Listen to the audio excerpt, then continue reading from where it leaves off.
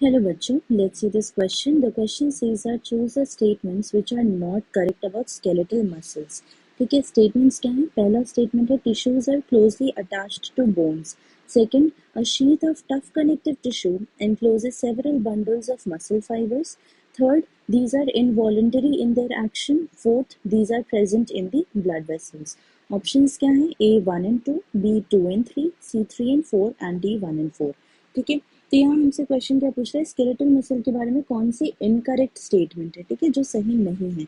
अब हम पहले बात करते हैं स्केलेटल मसल की, स्केलेटल मसल की, ठीक है। तो ये स्केलेटल मसल की बात करें तो ये कौन से मसल्स हैं?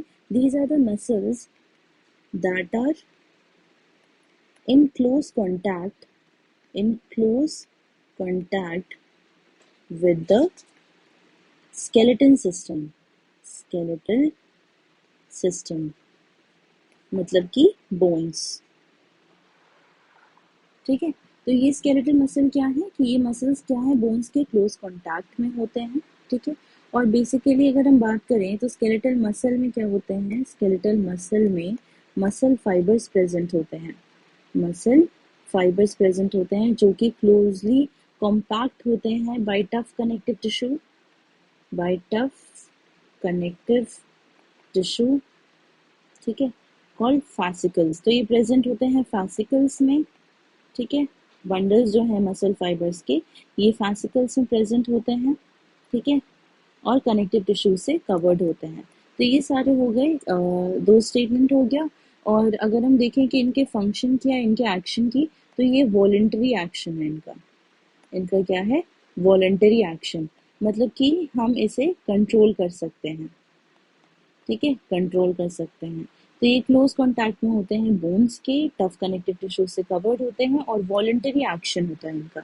अगर हम पहला स्टेटमेंट देखेंगे, tissues are closely attached to bones, तो ये बिल्कुल सही स्टेटमेंट है, ठीक है, कि क्लोजली अटैच होते हैं बोन से, तब इसका नाम क्या है, स्केलेटल मसल है। सेकंड स्टेटमेंट क्या है, a sheet of tough connective tissue encloses several bundles of muscle fibres.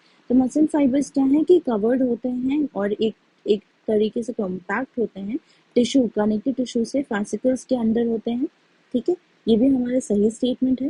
Third देखें, these are involuntary in their action, तो ये हमारा गलत स्टेटमेंट है, इसे हम कंट्रोल कर सकते हैं, these are voluntarily in action, तो हमारा ये थर्ड स्टेटमेंट गलत है। And these are present in the blood vessels, तो ये ब्लड वेसल्स में भी प्रेजेंट नहीं होते क्योंकि ये बोन से कनेक्टेड होते हैं, ना कि ब्लड वेसल में। तो हमारा third and fourth statement wrong है, ठीक है, यानी कि ये इनकरेक्ट स्टेटमेंट पूछा गया है, तो हमारा सही ऑप्शन क्या हो जाएगा, थर्ड एंड फोर्थ। Hence हमारा सही ऑप्शन क्या है, सी, दैट इज 3 and 4।